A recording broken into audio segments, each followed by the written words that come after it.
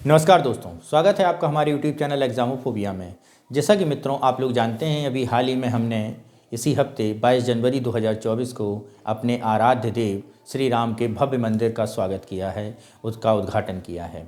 इस भव्य, दिव्य और शानदार मंदिर की यात्रा जो आज हमारे सामने है, वो ऐसे ही नहीं बन गई।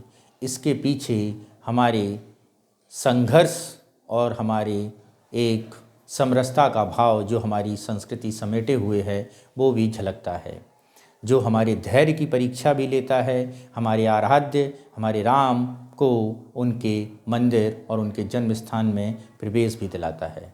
तो आज हम लोगों ने, हमारी टीम ने राम के इस मंदिर में जो भी पौराणिक साक्ष्य और जो भी उसकी यात्रा रही है, उसका एक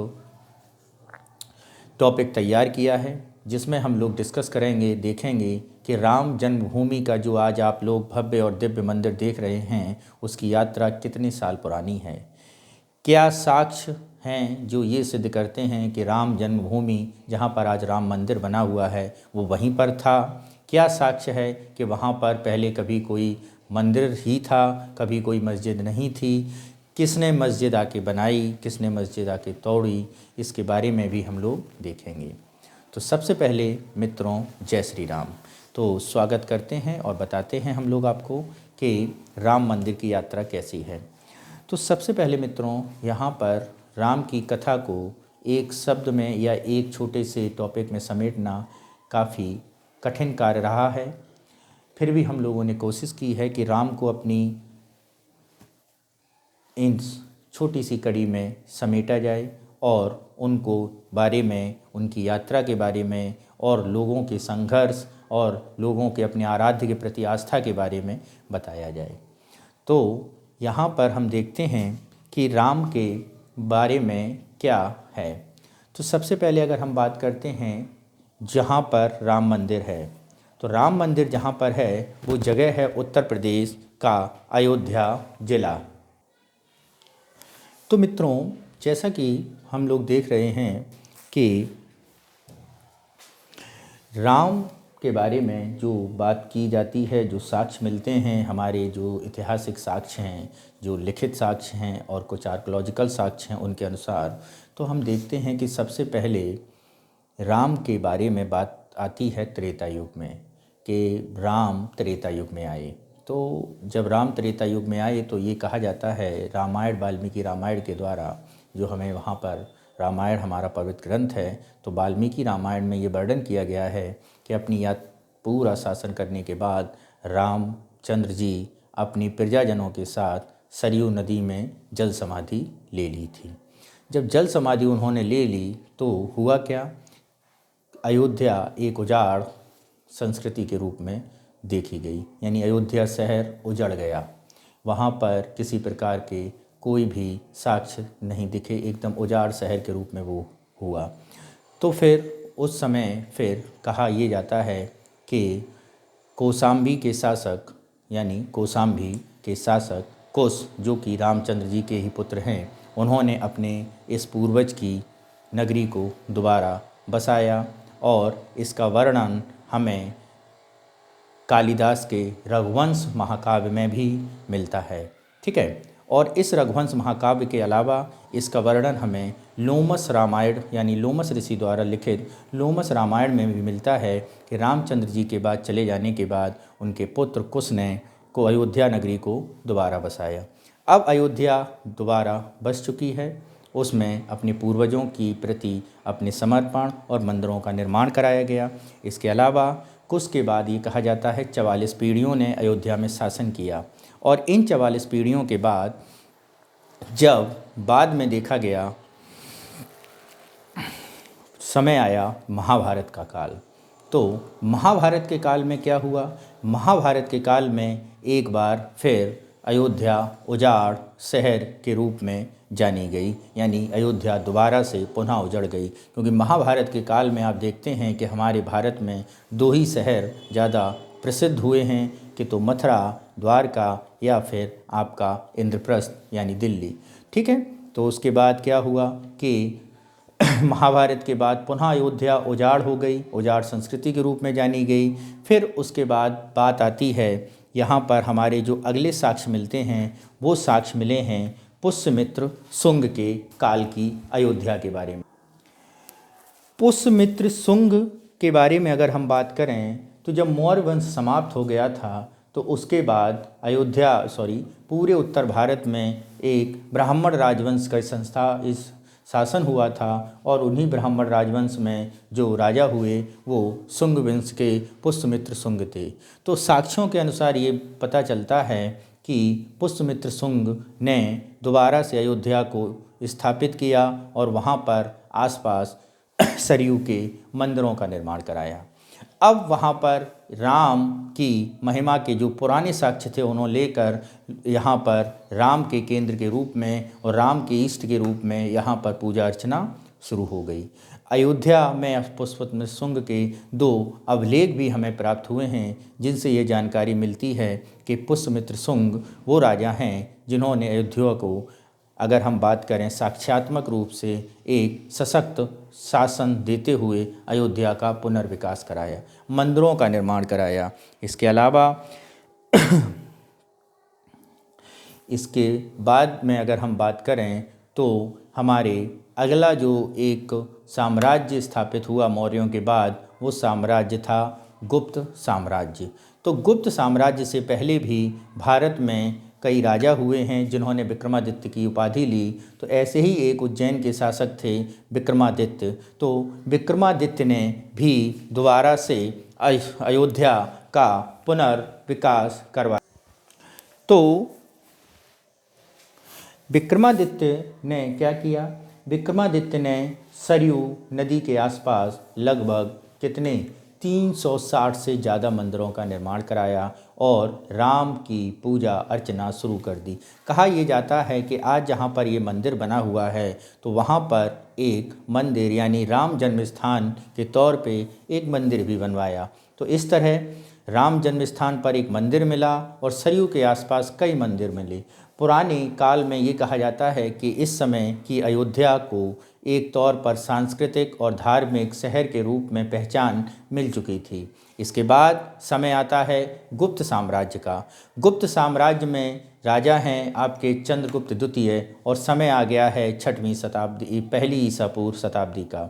तो पहली ईसा पूर्व शताब्दी में चंद्रगुप्त विक्रमादित्य ने भी यहाँ पर कई मंदिरों का जीर्णोद्धार कराया और राम की जन्मभूमि के नाम के स्थान पर पूजा अर्चना हिंदुओं के द्वारा लगातार होती रही, निर्विघ्न रूप से पूजा अर्चना होती रही।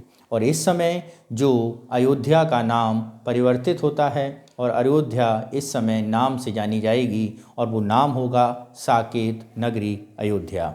तो यहाँ पर अयोध्या का नाम साकेत नगरी हो जाता है जो कि गुप्त काल में एक बहुत बड़े व्यापारिक केंद्र के रूप में जानी जाती है। इसका उल्लेख की अगर हम बात करें तो हमें इसका उल्लेख मिलता है फाहियान के यात्रा वृत्तांत में क्योंकि 600 BC के आसपास भारत में 5वीं शताब्दी में कहने का मतलब है फाहियान आया और उसने साकेत नगरी की चहुमुखी विकास और उसके बारे में अपनी यात्रा वृत्तांत में वर्णन किया।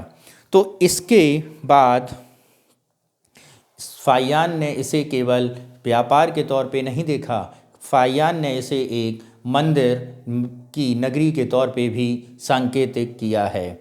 इसके बाद का समय है आपका 6वीं शताब्दी 600 ईसा पूर्व के, जहाँ पर आपका एक अगला चीनी यात्री आता है जिसका नाम है हुएनसांग। तो वो चीनी यात्री ये कहता है कि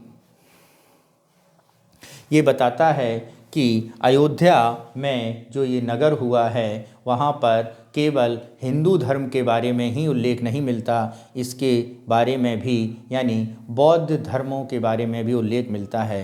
वो कहता है अपनी यात्रा वृत्तांत में बताता है कि साकेत में कई बौद्ध भिक्षु भी, लगभग उनकी संख्या का भी उल्लेख करता है, 20,000 से अधिक बौद्ध भिक्षु मठों और मंदिरों में रहते थे जहाँ से वे बौद्ध धर्म के यानी महात्मा बुद्ध के संदेशों का प्रचार प्रसार करते थे। यहाँ पर एक बात भी ध्यान देनी है कि ये जो समय है ये वही समय है जब नालंदा विश्वविद्यालय अपनी चरमोत्कर्ष पे विद्यमान था।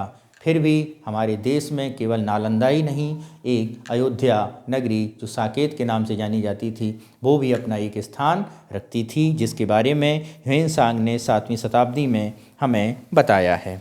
ठीक है, तो यहाँ पर लगातार राम मंदिर पर पूजा अर्चना हो रही थी और इस पूजा अर्चना के साथ साथ एक समय फिर आता है, यानी अब समय आ गया आपका 11वीं 10वीं शताब्दी का, जब भारत पर एक अस्थिर सरकारें रहीं, अस्थिर शासन रहा और भारत पर विदेशी आक्रांताओं का आक्रमण शुरू हुआ। तो इन्हीं विदेशी आक्रांताओं के आक्रमण के दौरान देखा गया कि भारत में कई सांस्कृतिक मंदिरों पर हमला किए गए और इन हमलों के दौरान देखा गया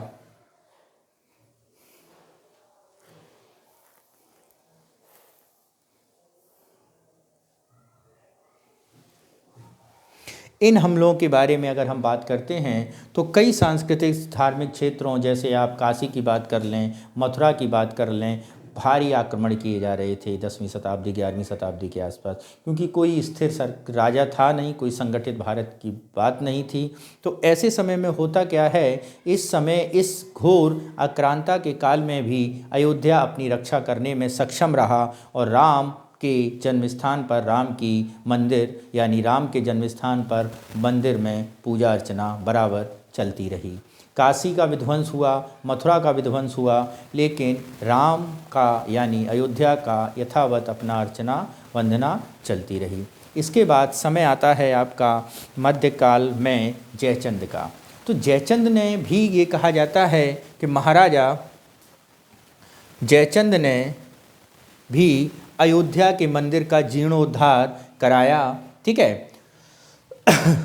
कन्नौज के शासक जयचंद ने भी इस समय अयोध्या का जीर्णोद्धार कराया और इसके बाद जब मोहम्मद गौरी आया और उसने कन्नौज शासक या कन्नौज पर अपना हमला पर शासन कर लिया, तो धीरे धीरे दोबारा से क्या हुआ, अयोध्या का शहर का अपना वो स्थान, अपना वो वर्चस्व थोड़ा घटने लगा। और इस घटने के दौरान का समय आता है, फिर भी इतना भी होता है, आक्रमण होते हैं, आक्रांता आते हैं, एक दिल्ली सल्तनत का लंबा काल चलता है, सल्तनत काल आता है, गुलाम वंश आता है, खिलजी वंश आता है, लोदी से आपका खिलजी आते हैं, तुगलक आते हैं, सैयद आते हैं, तो भी अयोध्या अपना यथावत बना रहता है। इसके बारे में आप कहेंगे तो इसके बारे में हमें अगले शासक जिनका नाम है सिकंदर लोदी की पुस्तक में ये वर्णन किया गया है कि अयोध्या में राम की पूजा अर्चना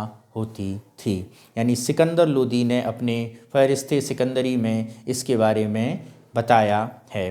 तो इस तरह आप देखते हैं कि 1500वीं 26 शताब्दी तक, यानी 1526 तक, जब तक आपके पास बाबर नहीं आ रहा है भारत, तब तक राम जन्मभूमि के स्थान पर राम की पूजा करने के साथ, राम मंदिर के होने के साथ पूर्णतः उपलब्ध हैं, जिसके बारे में सिकंदर लोदी ने भी अपनी पुस्तक में वर्णन किया है।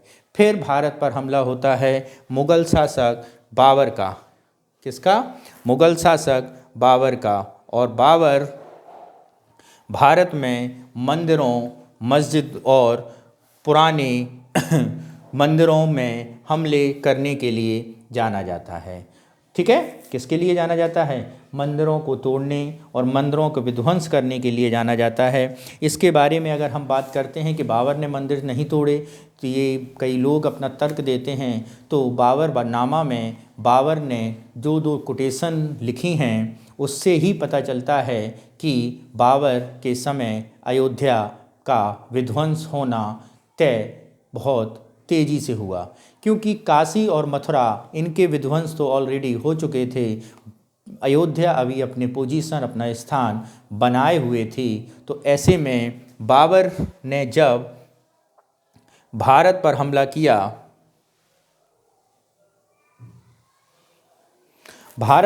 किया, और ख़ासकर अवध क्षेत्र में हमला किया, तो उसने वहाँ पर मंदिरों को तोड़ने का आदेश दिया था। इसके बारे में अगर आप जाते हैं तो बाबरनामा में जो दो बातें कही हैं, उल्लेख किया है, जिसमें राम मंदिर के बारे में बात की गई है और ये कहा गया है कि इस जगह को तोड़कर वहाँ पर एक मस्जिद बनाई जाए। तो इसका उल्लेख के तौर पर एक संदेश लिखा है बाबरनामा में कि जन्नत तक जिसके न्याय के चर्चे हैं, ऐसे महान शासक बाबर के आदेश पर दयालु मीर बाकी ने फरिश्तों की इस जगह को मुकम्मल रूप दिया।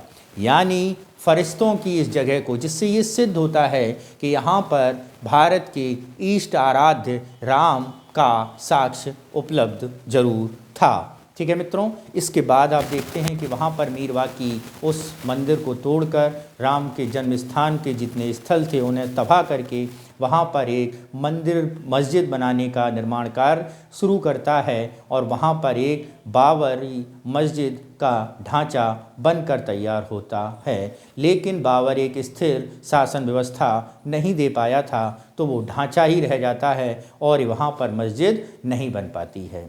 तो बाबर के बाद आप देखते हैं कि अगले मुग़ल शासक आते हैं। कौन?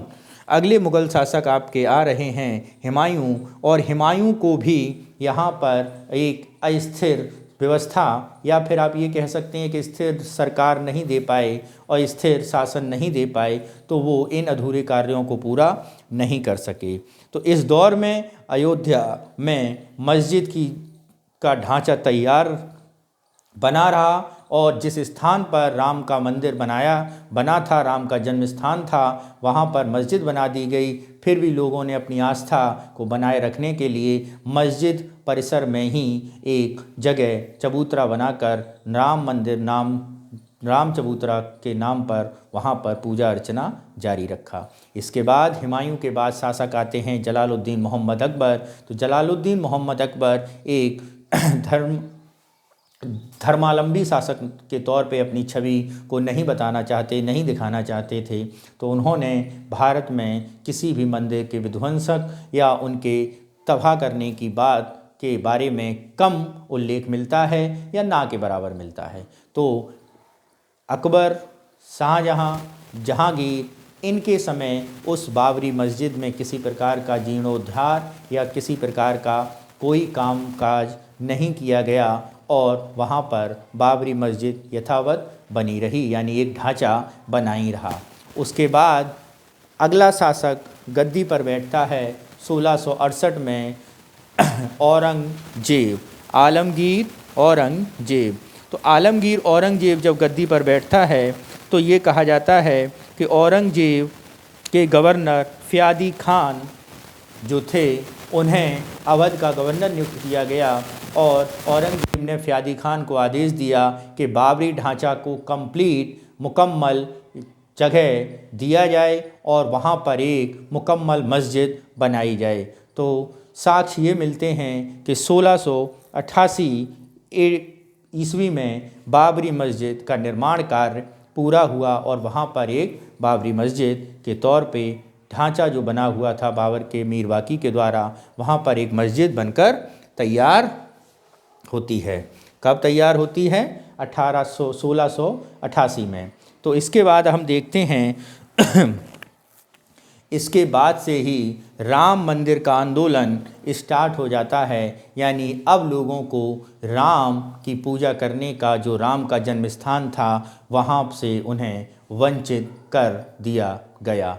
तो इसका अब लोगों ने प्रत्युत्तर देना शुरू कर दिया, लेकिन सरकारें उनकी, शासन उनका था, तो उस प्रत्युत्तर को एक उचित मंच नहीं मिला। जब हम देखते हैं कि आधुनिक समय का समय आता है, यानी मॉडर्नाइजेशन का नारा लेकर अंग्रेज़ जब भारत में शासन करने आते हैं और मुग़ल सत्ता 1857 में समाप्त कर देते हैं, लेकिन उससे पहले भी राम मंदिर के आंदोलन को समय पर होते रहे, लोग लड़ते, धार्मिक उन्माद होता, दंगे होते कि हमें अपने आराध्य पर जाना है, हमें अपने आराध्य की पूजा अर्चना करनी है। तो इसका भीषण आप देखेंगे एक उन्माद होता है 1857 की क्रांति से पहले 1853 यानी 1853 में लॉर्ड डलहौजी के समय पर। अब चूँकि लॉर्ड डलहौजी एक सख्त गवर्नर जनरल है, तो उसने वायसरॉय के तौर पर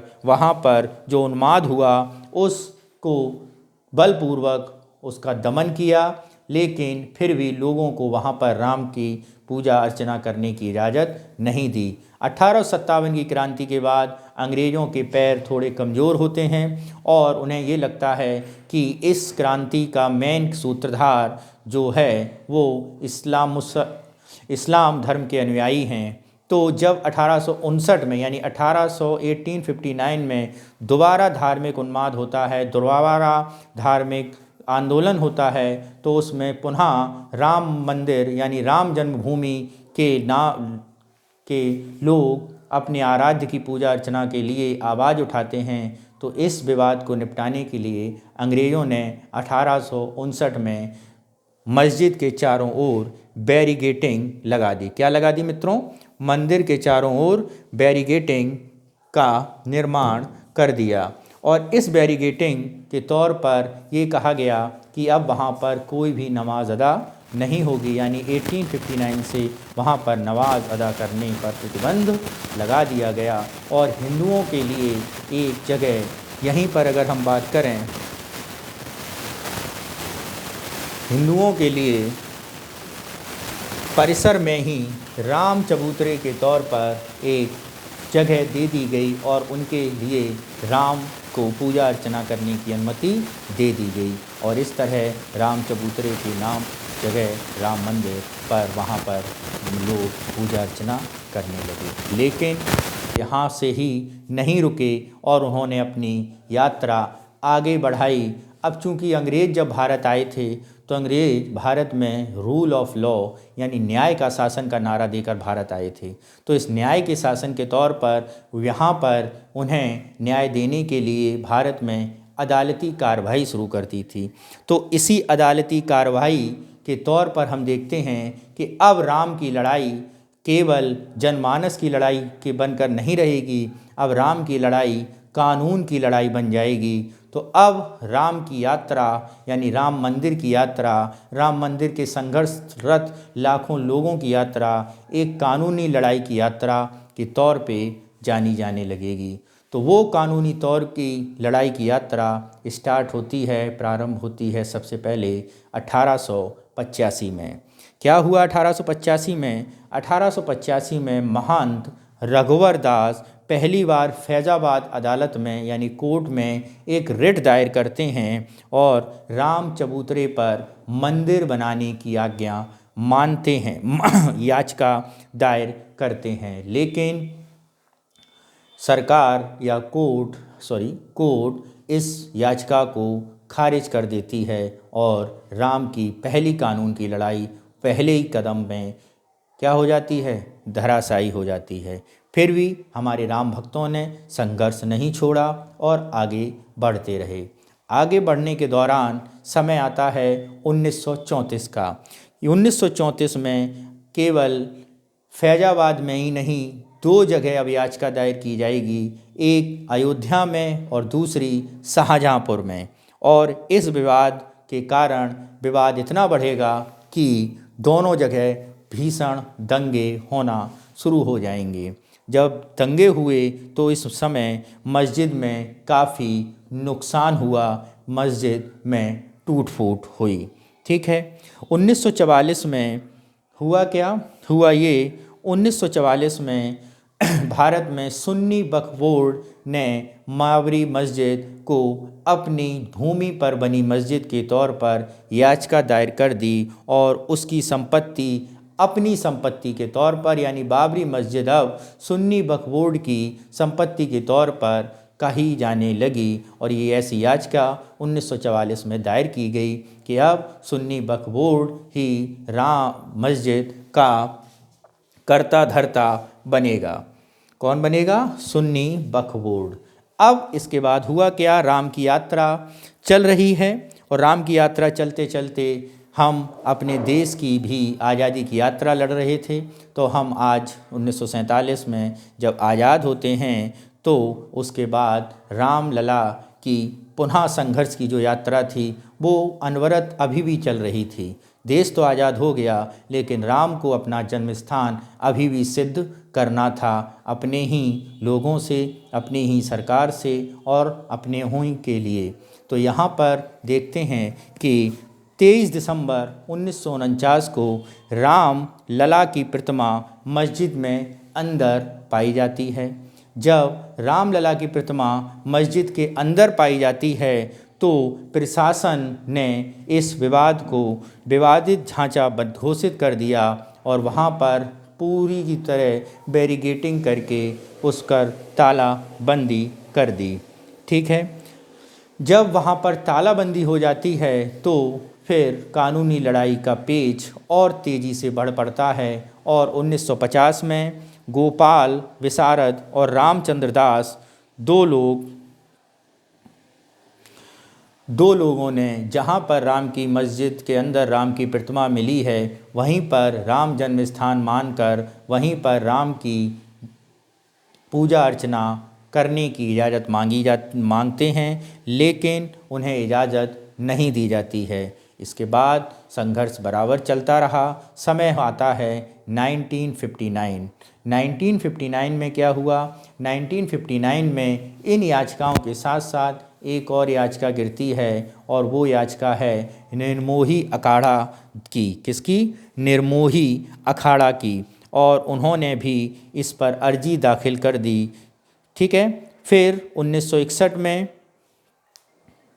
1961 में सुन्नी वक्फ बोर्ड ने मूर्तियां हटाने के लेने के लिए अर्जी दी। कब दी? 1961 में।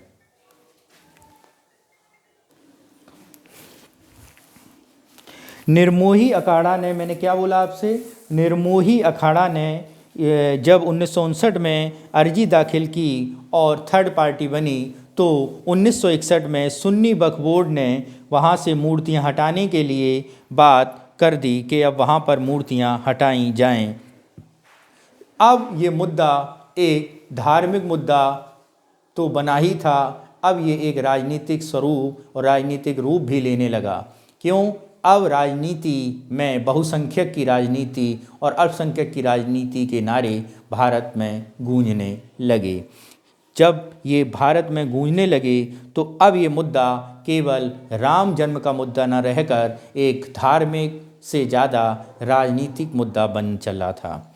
तो जब ये राजनीतिक मुद्दा बना तो 1979 में जनता पार्टी का एक दल और जनसंघ का एक दल अलग अलग होकर उन्होंने 1980 में एक नए दल की स्थापना की जिसका नाम है भारतीय जनता पार्टी। और उस भारतीय जनता पार्टी ने अपने मोमेंडम में, अपनी संघर्ष यात्रा में मेन उद्देश्य क्या रखा? राम जन्मभूमि, यानी अब मंदिर बनाने का निर्णय ये कहा गया कि अब इसी यात्रा से राम जन्मभूमि की यात्रा निकलेगी। और 1980 से बीजेपी ने इसे अपनी पहली प्राथमिकता के तौर पर उजागर किया।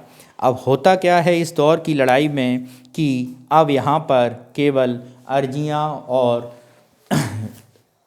अदालतों की कार्रवाई न रहकर यहाँ पर अब क्या हुआ? यहाँ पर आरएसएस, विश्व हिंदू परिषद, निर्मोही अखाड़ा दल और बीजेपी का एक त्रिगुट संघर्ष तैयार होता है और ये तीनों लोग मिलकर राम जन्मभूमि की यात्रा या राम जन्म के स्थान पर मंदिर बनाने के संघर्ष के लिए उठ खड़े होते हैं। हुआ क्या कि 1984 में राम के नाम से बनी पार्टी जो 80 में बनी थी वो चुनाव लड़ती है और चुनाव में बुरी तरह हारती है। हारने के कारण का एनालिसिस होता है और पता चलता है कि बीजेपी दो कारणों से हारी है। एक, राम जन्मभूमि के संघर्ष यानी राम की यात्रा राम का नाम पर, और दूसरी इंदिरा गांधी की हत्या हो जाने के कारण कांग्रेस को मिली सहानुभूति वोट के कारण। अब इसके बाद लाल कृष्ण आडवाणी बीजेपी के अध्यक्ष बनाए जाते हैं और वो राम रथ यात्रा निकालने की बात करते हैं और इस तरह 80 की 90 के दशक में राम की रथ यात्रा निकालना शुरू होती है जो सोमनाथ से अयोध्या तक जाएगी और जन जागरण करेगी, राम मंदिर के लिए लोगों को इकट्ठा करेगी। तो लोग इकट्ठे हुए, ऐसा लगा कि अब भारत एक पौराणिक और एक भगवाधारी देश के रूप में उठ खड़ा होगा। संघर्ष आगे बढ़ा, संघर्ष आगे बढ़ते बढ़ते समय आया, जो यात्रा शुरू की गई उस यात्रा का परिणाम ये निकला कि 1990 में जब बीजेपी यानी भारतीय जनता पार्टी यात्रा कर रही थी, उसी यात्रा के दौरान उत्तर प्रदेश के मुख्यमंत्री मुलायम सिंह यादव, बिहार के मुख्यमंत्री लालू प्रसाद यादव और भारत के प्रधानमंत्री वीपी सिंह, जो कि बीजेपी के समर्थन से ही प्रधानमंत्री बने थे, तो उन्होंने संघर्ष यात्रा को रोकना चाहा और वहाँ तक यानी अयोध्या तक न पहुँचे रथ यात्रा, इसके लिए बिहार में ही यात्रा को रोकने के आदेश दिए। तो यात्रा आगे बढ़ रही थी और इस यात्रा के आगे बढ़ने के साथ साथ राम जन्मभूमि से जुड़े लोगों का उत्साह और देखते ही बनता था, वो भी आगे बढ़ रहे थे। और 1990 का दौर आता है और कई लोग कार सेवक राम जन्म स्थान पर पहुंच जाते हैं और वहां पर संघर्ष स्टार्ट कर देते हैं और एकदम पूरा शहर भगवाधारी के तौर पे देखा जाने लगता है। जब ये यात्रा आगे बढ़ी तो वहाँ पर 30 अक्टूबर 1990 में अयोध्या में तनाव बढ़ा और वहाँ पर मुलायम सरकार ने अयोध्या पे छावनी के तौर पर एक चारों तरफ छावनी बना दी और उस छावनी में देखा गया कि कोई भी किसी भी प्रकार का संघर्ष ना हो। तो ये संघर्ष ना हो तो यहाँ पर देखा जाता है कि लाखों हजारों की संख्या में लोग पहुँच जाते हैं और इन लोगों के ऊपर सरकार कानून व्यवस्था के नाम पर गोलियां चलाती है, जहाँ कई लोगों की हत्याएं, कई लोगों की मृत्यु होती है।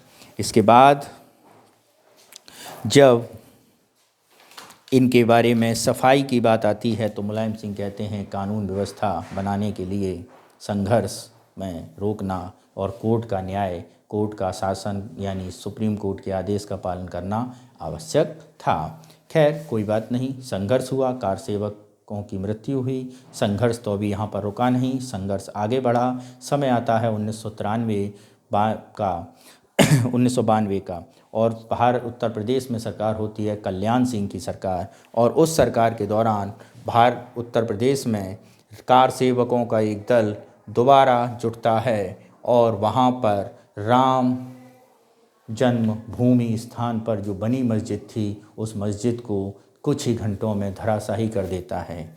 पूरी जिम्मेदारी कल्याण सरकार अपने ऊपर लेती है और इस्तीफा देती है और उत्तर प्रदेश में राष्ट्रपति शासन लागू होता है।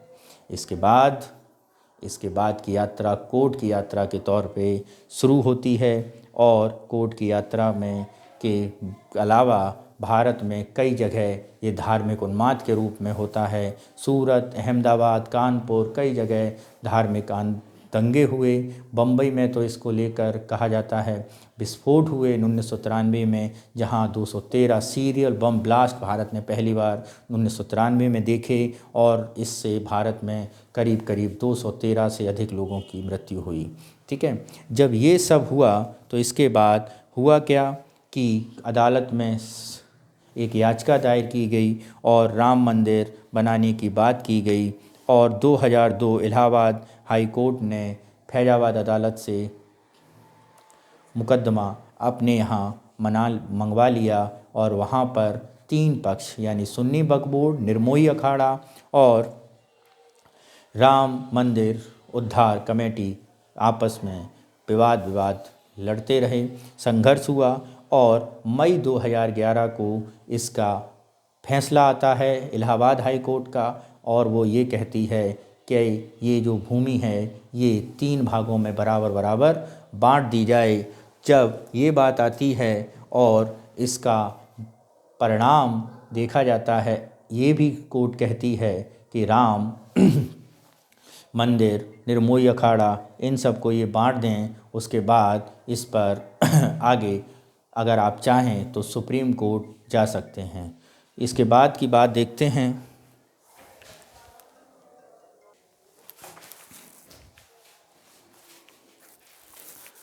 तो दोबारा से संघर्ष यात्रा स्टार्ट हुई और अब मामला पहुंच जाता है सुप्रीम कोर्ट में और सुप्रीम कोर्ट में जो फैसला आता है वो आता है 16 अक्टूबर 2019 को, और वो फैसला सुनाया जाता है 19 अक्टूबर 2019 को, जिसमें कहा जाता है ये संपूर्ण विवादित भूमि हिंदुओं को दी जाती है और इसके एवज़ में उत्तर प्रदेश सरकार क्या करे,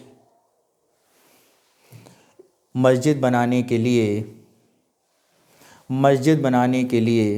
क्या करे, मस्जिद बनाने के लिए 5 एकड़ की भूमि अयोध्या में कहीं और प्रोवाइड कराए। जब ये बात आती है तो पूरा संघर्ष यात्रा जो राम जन्म की लड़ी थी, लोग इंतज़ार कर रहे थे अपने राम का, वो एक मार्ग प्रशस्त होता है। और इसके साथ ही सुप्रीम कोर्ट सरकार को आदेश देती है कि 3 माह के अंदर एक ट्रस्ट बनाए, और वो ट्रस्ट का ये काम होगा कि वो राम मंदिर बनाने का निर्माण कार्य शुरू करे। तो 3 माह के अंदर ट्रस्ट बनाया जाता है, और इस ट्रस्ट के द्वारा 5 अक्टूबर 2020 को, कब 5 अक्टूबर 2020 को भूमि पूजन होता है और मंदिर निर्माण कार्य शुरू होता है। और इसी मंदिर निर्माण कार्य की पूर्णवृत्ति हमने अभी हाल ही में 22 जनवरी 2024 के रूप में एक भव्य, एक दिव्य और अपने आराध्य राम के भव्य मंदिर के रूप में देखते हैं। तो इस तरह राम की जो यात्रा, जो धार्मिक थी, पौराणिक थी, न्यायिक यात्रा से होते हुए अपने आराध्य, अपने ईष्ट को मिलती है, और हमें अपना राम अपने घर में, अपने मंदिर परिसर में विराजमान होते हैं। तो मित्रों, ये जो वीडियो आपका बनाया गया है, ये आपके लिए राम मंदिर की प्राचीनता, उसकी आधुनिकता के दौर में आज भी उसकी उपयोगिता, और वो धैर्य, असीम शौर्य के प्रतीक के रूप में जाना जाएगा। तो हम लोग इसके बारे में आपकी राय कमेंट बॉक्स में ज़रूर चाहेंगे। धन्यवाद। जय श्री राम।